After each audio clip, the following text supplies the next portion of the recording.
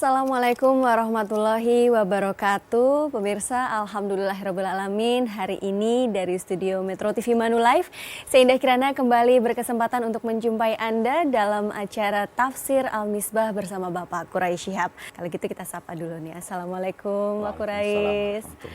Ya Pak, ini sudah mencapai 10 hari terakhir ya Pak ya. Insya Allah lancar terus sampai terakhir nanti. Amin. Baik, dan kita sudah kedatangan tamu juga di sini. Ada seorang yang pastinya sudah Anda kenal, Mbak Ratna Listi. Apa kabar Mbak? Alhamdulillah baik. Sehat ya. Assalamualaikum Pak Quraisy. Cantik sekali hari ini. Makasih. Baik Mbak Ratna, nanti boleh bertanya langsung ataupun berdiskusi langsung dengan Pak Quraisy, silahkan. Terima Dan kasih. pemirsa, secara garis besar surat Al-Ankabut ayat ke-56 ini berisikan tentang orang-orang beriman serta terkait rezeki. Wah, ini pasti banyak pertanyaan nih seputar rezeki ya. Kalau gitu langsung saja saya persilakan Pak Quraisy. A'udzubillahi minasyaitonirrajim. Ayat kita ini berbunyi, ya ibadiyalladzina amanu inna ardi wasi'ah fa iyaya fa'budu.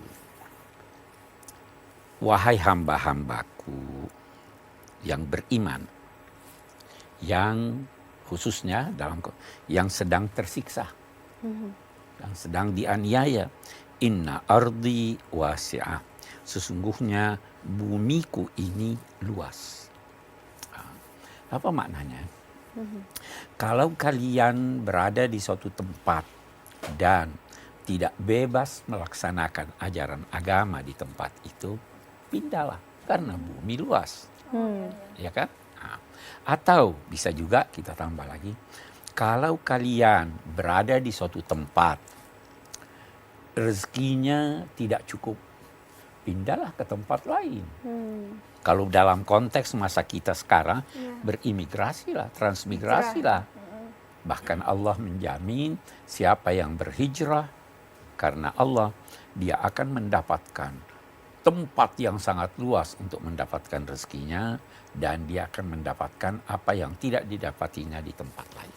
Nah, fa iyaya fa'budun. Jika demikian, hanya kepadaku hendaknya kalian beribadah. Kita lihat di sini dikatakan hanya kepadaku. Dia tidak berkata hanya kepada kami.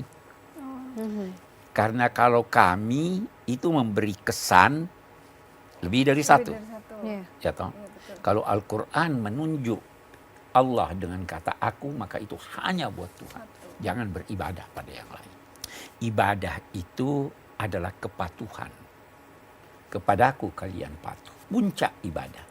Ada 3. Yang pertama, menjadikan seluruh aktivitas Anda adalah memenuhi perintah Tuhan dan menjauhi larangannya. Jadi tidak ada satu kegiatan pun yang tidak bisa menjadi ibadah. Kita sekarang ini sedang beribadah. Ya toh? Anda dandan buat suami itu ibadah. Karena Tuhan memerintahkan tampil indahlah. Yang kedua, ibadah itu begini. Tidak menganggap apa yang dalam genggaman tangan Anda milik Anda, tapi milik Tuhan. Bisa rumah, bisa kendaraan, bisa anak, bisa pakai. Semua itu milik Allah. Jangan anggap, sehingga kalau dia minta kembali jangan marah. Yang ketiga, tanda ibadah itu atau orang yang beribadah itu adalah tidak memastikan akan melakukan suatu kegiatan kecuali dengan berkata kalau diizinkan Allah. Insya Allah. Saya biasa beri contoh, ada pembantu, dia bercakap dengan temannya bahwa sebentar sore kita jalan-jalan yuk. Boleh enggak dia pastikan? Nggak boleh ya? Tidak boleh. Harus seizin tuannya, karena dia kerja di situ. Oh iya betul. Iya kan? Nah, kita ini dalam 2 tanda petik mengabdi kepada Allah. Jangan melakukan sesuatu kecuali berkata kalau dikehendaki Allah. Karena setiap perbuatan bukan hanya saya yang tentukan. Bisa jadi cuaca. Oh iya betul. Ya toh? Bisa jadi apalagi yang bisa menghambat. Yang Iya. bisa menghimpun semua itu sehingga wujud hanya Allah. Jadi jangan berkata bahwa saya akan melakukan sesuatu kecuali dengan berkata insya Insya Allah. Allah. Itulah dia ibadah. Wa iya ya fa'budun, hanya kepadaku kalian beribadah dalam 3 pengertian ini.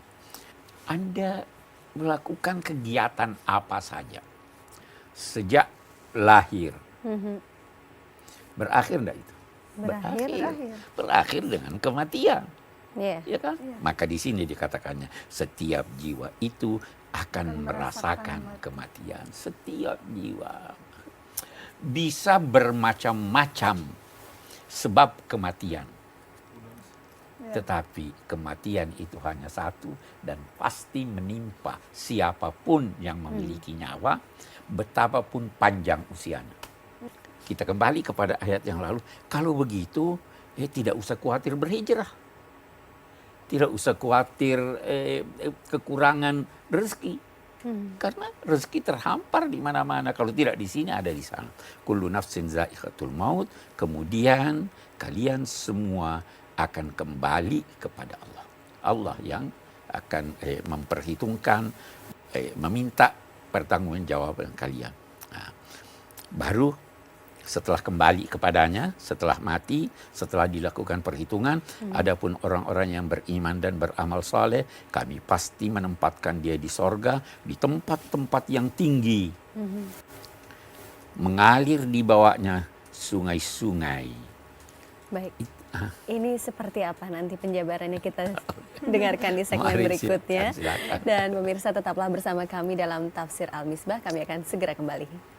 Rezeki itu adalah apa yang Anda peroleh dari Allah. Karena itu dia pasti halal. Tetapi kalau tidak halal, bukan rezeki namanya. Itu setan yang membantu Anda.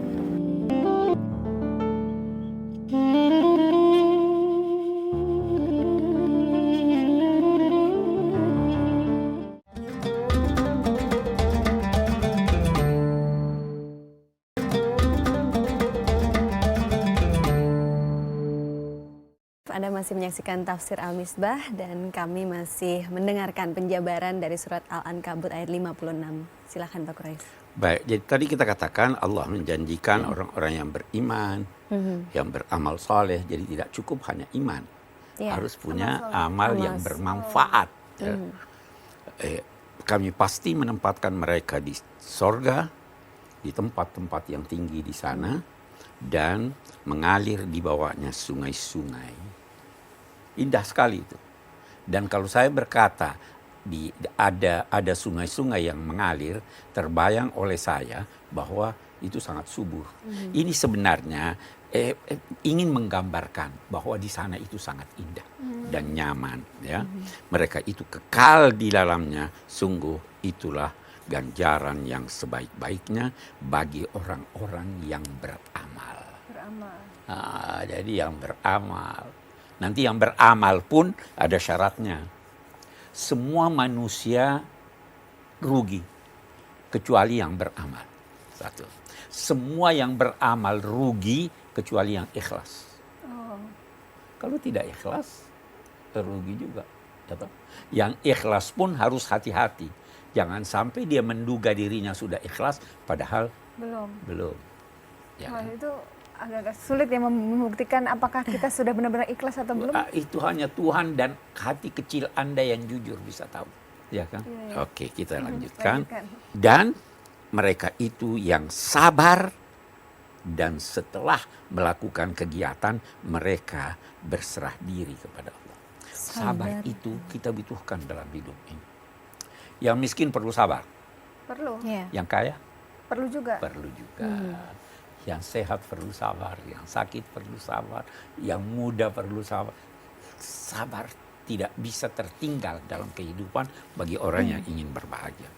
Baru dia katakan, kita lanjutkan. Wa ka'ayyin min dabbatin la tahmilu rizqaha Allahu yarzuquha wa iyyakum wa huwas samiul alim.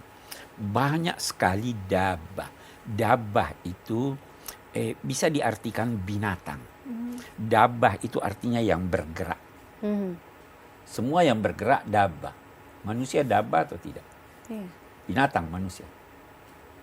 Yang bergerak, berarti Yang binatang bergerak. juga dabah. Ya, dabba. Binatang kan Justru bergerak. pada dasarnya dabba itu binatang. Tapi dari segi bahasa, dabba ya dubu itu artinya bergerak. Manusia itu binatang atau bukan? Bukan. Manusia adalah binatang cerdas yang menyusui. Berarti Itu dabah juga. definisi manusia. Ya kan? Kita ini binatang cerdas. Kalau kerbau bukan binatang cerdas.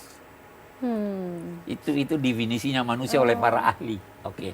Jadi alangkah banyaknya dabah, baik manusia maupun binatang yang tidak membawa serta rezekinya. Dia berpergian tidak bawa rezeki. Maksudnya seperti apa itu, Pak? Sekarang kalau kita dalam konteks ayat ini, ada orang terpaksa meninggalkan kota Mekah ke Madinah. Ya. Duitnya dia tidak bawa. Hartanya dia tidak bisa bawa, ditahan. Jadi dia berangkat tanpa apa-apa. Itu terjadi dulu. Situasinya waktu itu Situasinya seperti itu. begitu. Kamu mau pergi dilarang, sembunyi-sembunyi berangkat, tidak bawa apa-apa. Seperti itu. Kita lihat kalau binatang itu banyak sekali seperti itu. Ya. Ya toh? Iya. Dia burung Pergi-pergi dari aja ya. berangkat. Nggak usah bawa harta. Tidak bawa. Kalau manusia agak sulit ya. Tapi ini Iya, terjadi, tapi Pak. dengarlah ini, alangkah banyaknya binatang yang tidak membawa serta dengannya rezekinya, tapi Allah yang memberinya rezeki. Kemanapun dia pergi. Kemanapun dia gitu ya. pergi ada rezeki di sana. Harus yakin ya, Pak, ya. Karena itu orang-orang tasawuf ada yang berkata begini. Berkata bahwa ini dikatakan riwayat dinisbahkan kepada Nabi, dan Nabi berkata ini dari Allah, tapi tidak di Quran, Qudsi, hadis Qudsi. Hai putra-putri Adam, jangan pernah takut kepada yang berkuasa selama kamu yakin bahwa aku maha kuasa. Kekuasaanku tidak ada batasnya. Jangan pernah takut sempitnya rezekimu selama engkau yakin bahwa aku maha luas rezekiku, perbendaharaanku tidak habis-habisnya. Wahai putra-putri Adam, kalau kamu rela menerima apa yang kubagikan kepadamu, maka engkau akan kuberi ketenangan dalam hatimu, dan jasadmu, badanmu tidak akan letih. Ada orang yang cari rezeki sampai capek, Iya. ya toh? Banting Ngoyo. tulang katanya. Tidak pulang ke rumah tengah malam, ya. Pikirannya resah, hatinya tidak pernah puas, dan badannya Energinya Habis. terkuras habis. berkurang. Jangan pernah khawatir. Aku jamin rezekimu. Kalau kamu menerima apa yang kubagikan, kamu akan merasa tenang dan kamu tidak akan letih. Nah, terus dia katakan, dan ketika itu kamu akan terpuji di sisiku. Tapi ada orang yang tidak merasa cukup dengan apa yang kuberikan kepadanya, maka akan kujadikan dunia ini menguasainya. Dan dia akan merangkak seperti binatang buas, mencari rezeki, dan itu pun pada akhirnya dia tidak dapat kecuali apa yang saya bagikan untuk. Nah, rezeki itu adalah apa yang Anda peroleh dari Allah. Karena itu dia pasti halal. Tapi kalau tidak halal, bukan rezeki namanya. Itu setan yang membantu Anda. Ya toh? Nah, baru dia katakan, wahai putra-putri Adam, jangan menuntut untuk memperoleh rezekimu yang akan datang besok agar datang hari ini. Jadi sudah porsinya Sudah waktunya Iya, sendiri. kalau Anda menuntut datang hari ini, itu artinya haram, yang Anda dapat. Ada orang menimbun rezekinya untuk 7 turunan. Ya, jangan menuntut seperti itu, karena saya juga tidak menuntut engkau melakukan kewajibanmu yang besok untuk kau lakukan hari ini. Iya. Iya. Ya Iya. toh? Iya. Wajib sholat besok. Sholat dohor wajib besok. Kita sholat dohor aja hari ini. Allah kan tidak menuntut. Wahai putra-putri Adam, aku mencintaimu. Firman Allah. Maka karena itu, demi cintaku kepadamu, cintai juga aku.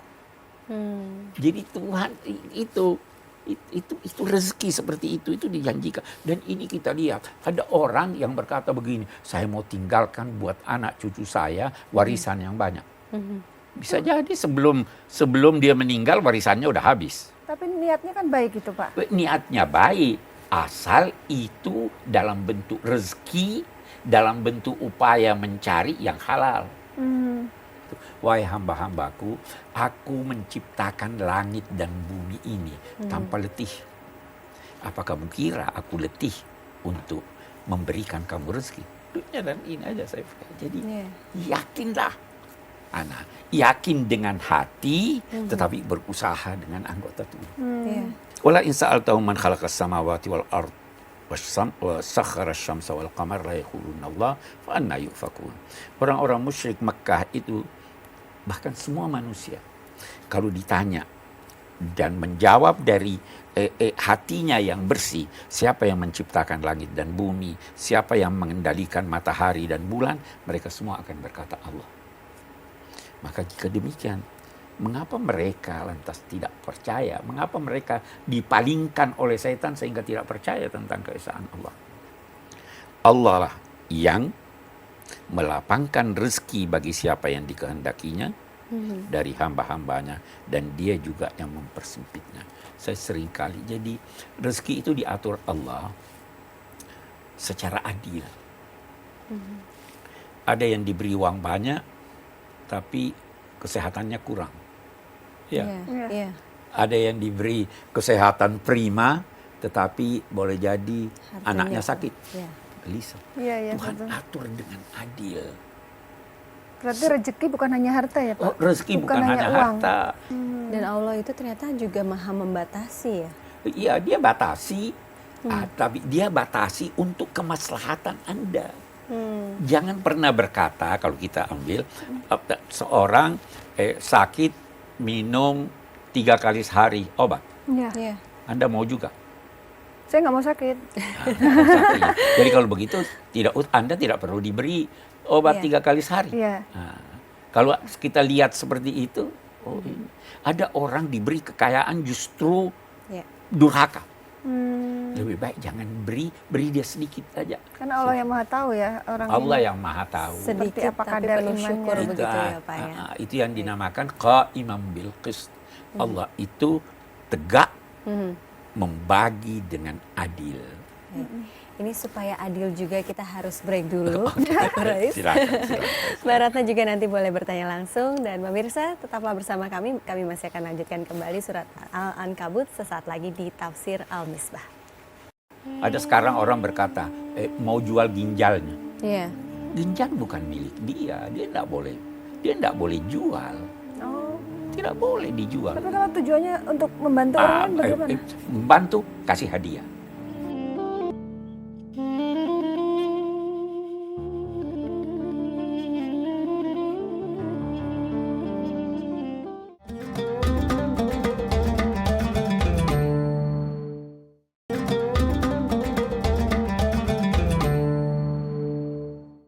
Anda masih menyaksikan Tafsir Al-Misbah. Tadi kita sudah dengarkan penjabaran surat Al-Ankabut ayat 56 hingga 62. Dan tadi jelas sekali bahwa ternyata ibadah itu bukan hanya sholat, puasa seperti itu ya. Tetapi juga ibadah ini artinya seluruh aktivitas ini memenuhi perintah Allah. Kemudian ada tadi juga dijelaskan bahwa apa yang dalam genggaman itu bukan milik kita sendiri. Dan Allah maha berkehendak, jadi apapun yang direncanakan itu sesungguhnya hanya dibalikan kepada Allah begitu ya Pak ya. Nah ini ya Mbak Ratna mau langsung bertanya. Pak Quraisy tadi kan dibilang indah bahwa apa yang ada dalam genggaman, yang tadi Bapak beri petunjuk bahwa apa yang dalam genggaman itu bukan milik kita, milik Allah. Berarti yang berupa rezeki, anak, mobil, rumah. Nah sekarang bagaimana dengan misalnya kemampuan, misalnya kita diberikan bakat, pandai menyanyi, pandai main musik, apakah itu juga bukan milik kita? Sebenarnya suatu saat bisa diambil Allah. Tidak. Bisa diambil Allah. Alangkah banyaknya orang yang bagus suaranya, hilang suaranya. Saya pernah mengalami suara saya hilang. Parau terus. Ya, semua tidak ada. Kita tidak memiliki apa-apa. Kalau sifat bagaimana? Kepribadian. Semua bersumber dari Allah, kita yang mengembangkannya. Allah memerintahkan kita mengembangkan potensi kita, potensinya dari Allah. Nah, dalam konteks mengembangkan potensi itu, ada cara yang dibenarkan Allah, ada yang tidak dibenarkan Allah.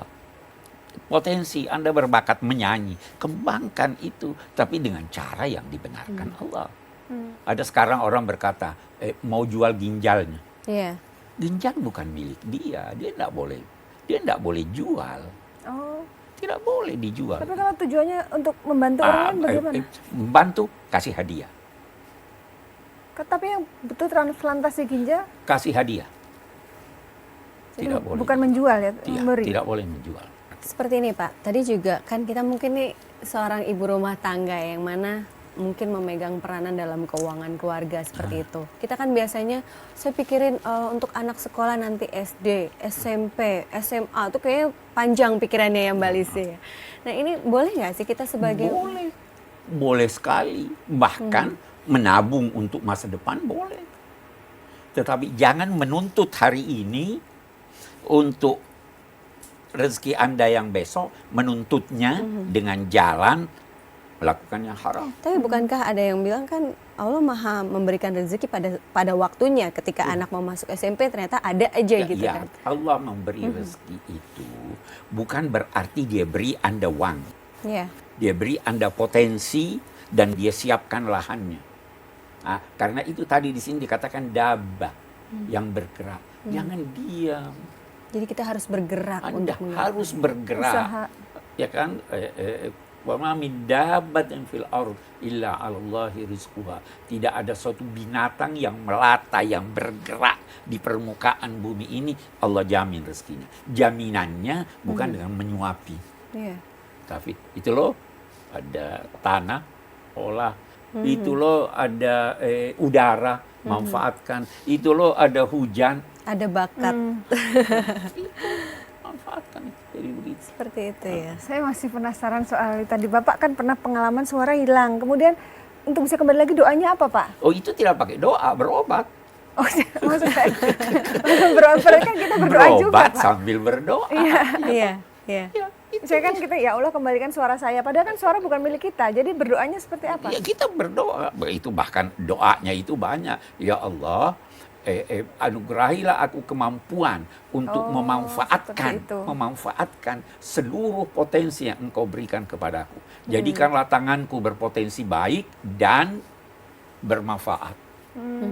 Jadikanlah mataku berpotensi baik dan kugunakan untuk kemanfaatan. Begitu seterusnya. Kita tidak ada jalan untuk berpangku tangan. Sejengkal tanah Anda dituntut untuk mempertanggungjawabkan. Ini diapain tanah ini? Biar indah, bersihkan. Atau tanami tumbuhan. Sayur-sayuran. Karena titipan Sayur-sayuran. ya, karena titipan harus kita jaga, amanah harus itu kita ya. jaga. Itu arti titipan.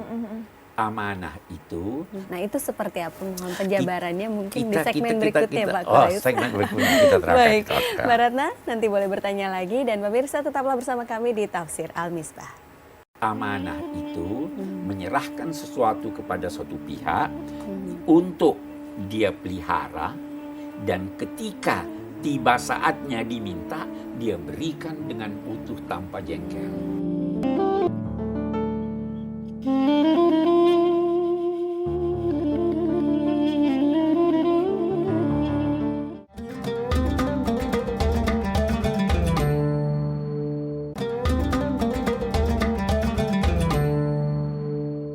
Anda masih menyaksikan Tafsir Al-Misbah. Baik, silakan dilanjutkan Ya, kembali Pak. jadi amanah itu menyerahkan sesuatu kepada suatu pihak untuk dia pelihara, dan ketika tiba saatnya diminta, dia berikan dengan utuh tanpa jengkel. Tapi kalau manusia agak susah ya untuk minta Itu tuh lagi kita latih ini. keikhlasan itu yang agak Nah, iya, itu lagi berat latih melatihnya. ini. Bagaimana caranya Pak? Sekarang saya mau beri contoh Anda. Kalau ada yang menitipkan pada Anda uang, Ya, dia minta, bagaimana sikap Anda? ya diberikan karena bukan milik kita. Bukan milik kita. Anda ikhlas atau tidak? Ikhlas. Nah, Insya sekarang- Allah. Insya Allah. Insya Allah ikhlas. Ya kan? Bagus, insya Allah ikhlas. Nah, Iya. sekarang kalau Anda yakin bahwa itu milik Tuhan, Anda kembalikan. Seharusnya begitu ya. Seharusnya Tapi begitu. kadang kan kita Kadang-kadang oke lah. anak sakit aja kita nangis gitu, kayaknya nggak rela gitu. Ditempalah hati itu. Ditempalah hati dididik. Itulah sabarlah. Sabar itu menekan gejolak nafsu untuk meraih yang baik atau yang lebih baik. Ada orang-orang yang dekat pada Allah, kalau dia tidak diuji, dia, ya Allah kenapa kamu tidak uji saya? Walaupun kita harus sadar kita manusia, bertingkat-tingkat. Nabi pun menangis waktu anaknya wafat. Itu manusiawi. Tapi jangan lantas meronta. Meraung-raung nggak boleh ya. Meraung-raung, pukul-pukul pipi. Berarti kalau yang di sinetron tuh jangan ditiru ya. Ada juga sinetron yang bagus. Tidak semua jelek. Baik. Ini ada pemirsa yang ingin bertanya juga, Pak Quraisy. Mohon kesempatannya kita lihat dulu tayangannya berikut ini. Assalamualaikum warahmatullahi wabarakatuh. Nama saya Gandhi Suwantoro. Pak Quraisy, saya mau nanya, seberapa urgenkah kita mengingat mati? Terima kasih. Harus ingat teruskah atau seperti apa? Mestinya, karena kematian itu datang tiba-tiba. Dan pasti ya. Dan pasti. Kematian itu dalam bahasa Al-Quran antara lain dinamai yakin. Yakin. Tahu artinya yakin? Yakin itu adalah percaya, kepercayaan yang demikian mantap, yang tidak sedikit pun disentuh oleh debu keraguan. Kalau saya bertanya, apapun pertanyaan saya, bisa Anda berkata, saya tidak yakin. Yakin ada Tuhan. Yakin. Kalau Anda berkata yakin, ada enggak yang berkata tidak? Mungkin. Banyak komunis tidak mengakui adanya wujudnya Tuhan. Nah, tetapi cobalah Anda bertanya kepada semua orang, kapan dan dimanapun. Anda bakal mati? Iya. Pasti. Pasti. Siapapun yang Anda tanya. Pasti. Ya kan? Tapi kalau yang lainnya bisa ragu. Harus diingat kematian itu. Hanya saya ingin berkata, kalau kita berkata kematian, jangan terlalu khawatir dengan kematian. Jangan takut mati berarti. Jangan gitu. takut mati. Selama Anda bersahabat dengan Tuhan. Ya kan? Kalau takut mati karena merasa masih bekalnya kurang gitu Kalau bagaimana? begitu bukan takut matinya. Takut apa yang terjadi setelah kematian. Seandainya kita mati dan tidak hidup lagi, tidak ada masalah. Foya-foya aja di dunia. Ya kan? Tetapi ada sesuatu setelah kematian. Ada sorga, ada neraka. Jangan sampai. Nah, itu sebabnya pesan Allah, jangan mati kecuali Muslim. Ya kan? Bagaimana ya Allah, saya tidak mau mati. Tidak, jadikan setiap detik dari kehidupanmu berkisar pada ketaatan kepada Allah. Jadi tidak perlu takut matilah. Baik. Siap aja. Tadi Bapak sempat mengatakan ada larangan-larangan yang diperbolehkan. Ya, tapi Dalam maknanya boleh ya. Saya mau beri contoh dulu. Ada perintah yang berarti baik kamu lakukan. Misalnya firman Allah, apabila telah selesai sholat Jumat, bertebaranlah di bumi. Wajib bertebaran atau masih boleh duduk-duduk di masjid. Itu perintah, tapi bukan wajib. Yeah. Bukan juga anjuran, tapi boleh. Nah, saya beri contoh larangan. Larangan. Kita pernah bahas, tapi saya tidak sampai menjelaskan sampai ke sana. Tapi sekarang ada kesempatan kita bahas. Wabtaghi fima atakallahu daral akhirah wa la tansa nasibaka minad dunya. Carilah secara bersungguh-sungguh melalui apa yang engkau dapatkan di dunia ini untuk meraih kebahagiaan akhirat. Anda punya potensi menyaji, jadikan itu secara sungguh-sungguh agar Anda mendapatkan kebahagiaan di akhirat, ya kan? Ya. Oke. Wala tansa nasibaka minad dunya. Jangan lupa kehidupan duniamu. Itu ya, ini sebenarnya bahasan di kalangan ulama-ulama. Itu ada ilmunya tersendiri, ilmu usul al-fiqh namanya. Itu mereka bahas. Jadi tidak semua perintah Allah itu wajib. Tidak semua larangan Allah itu tidak boleh. Iya. Nah, haram, tidak semua haram. Iya. Ada yang makruh. Allah memerintahkan apabila kamu berhutang, tulislah. Anda kalau membeli sesuatu dari samping rumah Anda tulis. Iya. Bagus. Kalau saya minimal ditulis untuk diri sendiri karena menyadari sifat manusia pelupaan. Bagus. itu justru bagus. Itu bagus sekali. Ya toh? Tetapi ada kan orang yang nggak begitu. Iya. Ada orang yang tidak pandai tulis baca. Nah, jadi banyak hal semacam itu. Nah, perintah Allah ini kita harus bagi. Ini wajib, ini sunnah, ini anjuran, ini larangan, tapi sebenarnya boleh. Ya toh? Ini larangan, tidak boleh sama sekali. Ini larangan, makruh, nggak bagus. Itu ada. Nah, itu yang dibahas di ilmu tersendiri. Iya. Baik, seperti itu ya. Mbak Ratna mungkin masih ada pertanyaan? Ya tadi mengenai surga Pak, sebenarnya seperti apa sih gambaran surga itu? Karena saya banyak dengar katanya ada sofa yang indah, warnanya serba hijau. Terus tadi yang Bapak sebutkan ada sungai di bawah yang mengalir indah, seolah-olah suasananya seperti outdoor gitu, suasana alam gitu. Sebenarnya seperti apa Pak? Di sorga, sabda Nabi, ada hal-hal yang tidak pernah terlintas dalam benak. Tidak pernah terdengar oleh telinga. Tidak pernah terlihat oleh mata. Nah, apa yang digambarkan oleh Al-Quran tentang sorga adalah keindahan yang bisa terjangkau oleh manusia. Sebenarnya sorga lebih indah dari itu. Oh seperti itu. Ini penggambarannya yang Penggambarannya sulit ya. sama seperti kalau ada anak berkata atau orang buta berkata nikmat enggak sorga itu? Bagaimana caranya? Tanya dia, apa kenikmatan yang paling kamu sukai? Iya. Iya. Iya. Dia boleh sebut apa saja.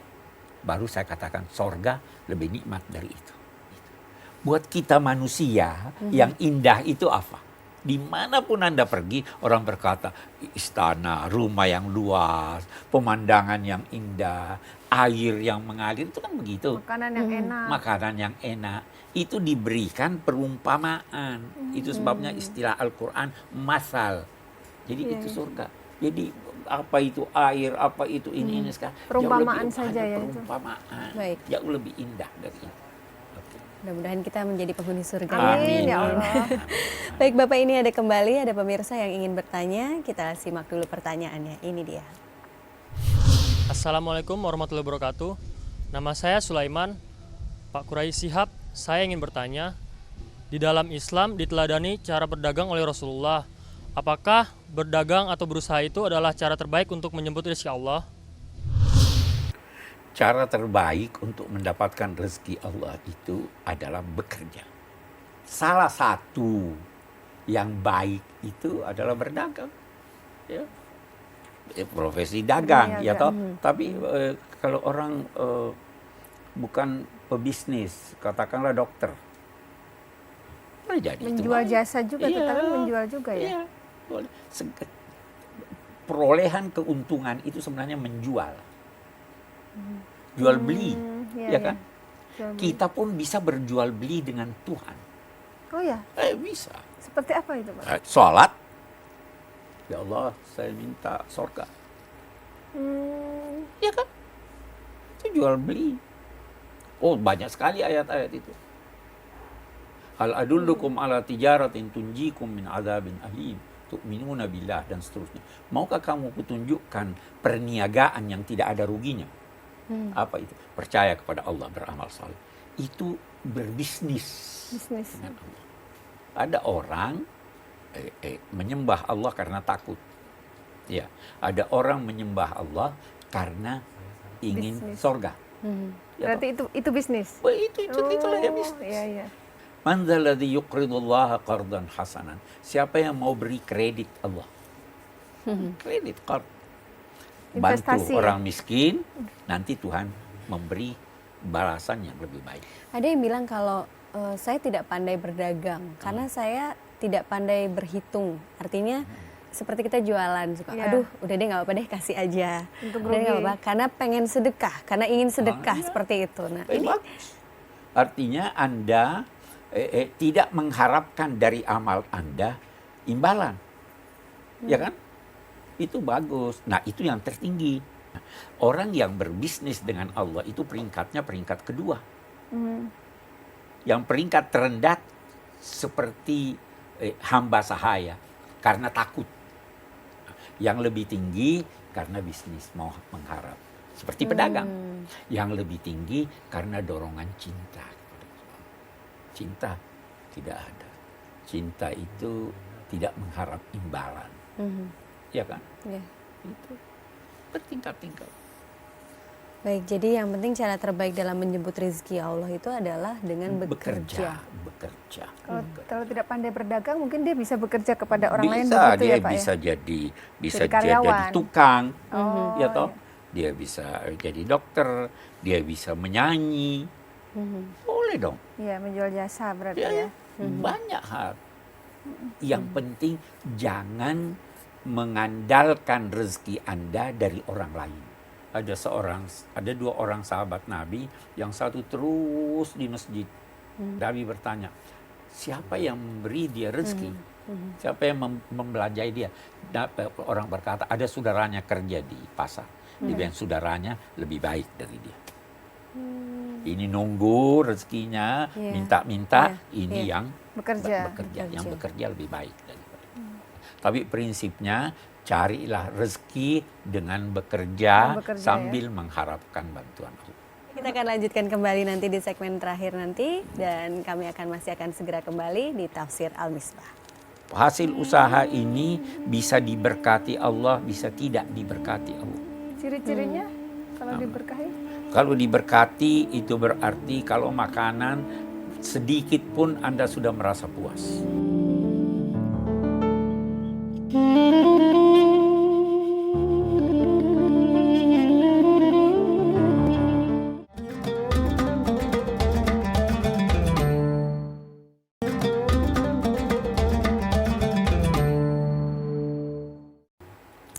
Alhamdulillah pemirsa, kita kembali lagi dalam Tafsir Al-Misbah. Dia sudah di segmen terakhir dan tadi sudah dibahas banyak tentang orang beriman, tentang rezeki. Allah Maha memberikan rezeki sekaligus membatasi rezeki.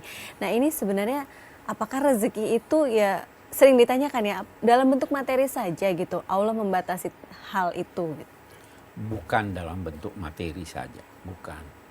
Kesehatan, kedudukan, nama baik, hubungan baik. Itu semua rezeki. Rezeki itu segala sesuatu yang halal dan Anda dapat manfaatkan.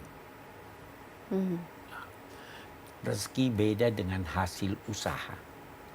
Oh, beda ya? Beda. Hasil usaha itu adalah apa yang Anda peroleh. Yang Anda peroleh itu ada bisa halal, bisa haram. Oke? Nah, itu perbedaan pertama antara rezeki. Rezeki pasti halal karena bersumber dari Allah. Hasil usaha ada yang halal, ada yang haram. Hasil usaha ini ada yang Anda berhasil memperolehnya, tapi Anda tidak dapat manfaatkan. Dicuri orang. Anda manfaatkan atau tidak? Tidak. Iya. Bukan rezeki Anda. Oh. Anda berikan pada orang lain, bukan rezeki Anda. Iya. Ya toh? Makanan dibeli buat Anda, dimasak, Anda masak buat diri Anda. Datang kucing makan, rezeki Anda atau bukan? Rezeki kucing. Rezekinya kucing karena dia yang mau Anda tidak mau. Jadi beda rezeki dengan ini. Biasanya disebut Rezeki ini lagi atau hasil usaha ini bisa diberkati Allah, bisa tidak diberkati Allah. Ciri-cirinya kalau diberkahi?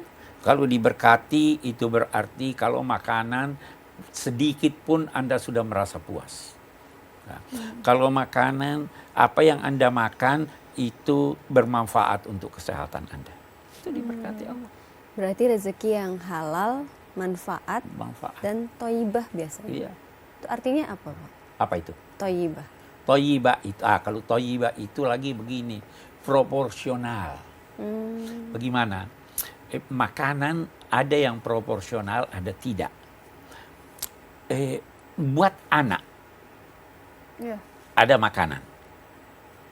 buat orang dewasa ada makanan. Iya. Nah, apakah sama baiknya makanan buat anak dan orang dewasa?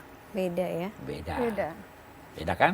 Dia profesional. Oh, dia yang terbaik itu sampai usia 2 tahun menyusui. Ya. Betul. Orang sakit gula dengan orang yang sehat, ada enggak makanannya yang thayyib? Beda enggak? Iya, Beda. beda. Makanan yang thayyib adalah yang halal dan proporsional. Proporsional. Sesuai dengan kebutuhan Kebutuhannya. Anda. Makanan yang thayyib adalah yang lezat Anda makan dan berdampak baik buat Anda. Itu thayyib. Makanlah yang halal dan yang thayyib. Baik, mungkin kita telah sampai berada di penghujung ya, acara. Sebelum kita lihat. itu kita Kita kesimpulan lihat dahulu. kesimpulannya di sini. Insya Allah Al-Ankabut ada. 56. Yang pertama, berhijrah adalah cara yang dianjurkan oleh Al-Quran bagi yang merasakan kesempitan hidup. Bahkan berhijrah diwajibkan terhadap siapapun yang terhalangi kebebasannya dalam beragama. Kedua, kematian adalah suatu keniscayaan. Karena itu, bila panggilan kewajiban telah berkumandang, maka jangan sampai rasa takut mati menghalangi pelaksanaan kewajiban yang tidak boleh dielakkan. Berserah diri kepada Allah disebutkan setelah menyebut para penghuni sorga sebagai pengamal aneka kesalehan dan setelah menyebut juga kesabaran dan ketabahan mereka. Itu di ayat kita tadi. Ini mengisyaratkan bahwa amal soleh, kesabaran dan ketabahan harus mendahului penyerahan diri kepada Allah. Jangan udah terserah Allah, kerja dulu.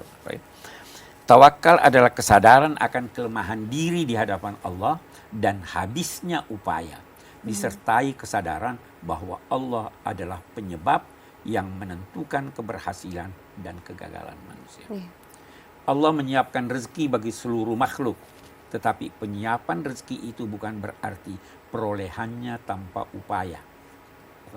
Burung pun terbang di pagi hari meninggalkan sarangnya agar dapat kembali kenyang di sore hari. Kita lihat, kaum musyrik Mekah mengakui dan mempercayai wujud dan kuasa Allah, tetapi mereka menyekutukannya dengan berbagai dalih. Setiap makhluk telah dijamin Allah rezeki mereka.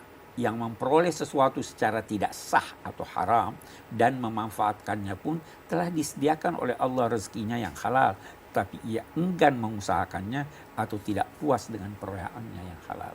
Dia hasil usaha, tapi itu. Makna kehidupan dunia bagi orang, ya saya kira itu kesimpulan kita untuk ayat yang kita jelaskan. Ya. Mudah-mudahan penafsiran dari Al-Quran ini bisa menjadikan kita orang-orang yang beriman, Amin, ya Allah. Menjadikan dan Penghuni juga surga. penghuni surga. Semoga Allah mengizinkan dan menghendaki semuanya Amin. untuk menjadi penghuni surga. Amin ya rabbal alamin. Pak Quraish, terima kasih banyak atas penafsirannya dan juga Mbak Ratnalisi terima kasih sudah banyak hadir di ilmunya, sini. Pak Quraish Sehat-sehat dan Indah, sukses makasih. terus ya. Baik, pemirsa, insya Allah esok hari akan hadir kembali di jam yang sama, tentunya dalam tafsir Al-Misbah. Selamat menjalankan ibadah puasa. Saya Indah Kirana mohon pamit undur diri. Wabillahi taufik wal hidayah. Wassalamualaikum warahmatullahi wabarakatuh. Assalamualaikum.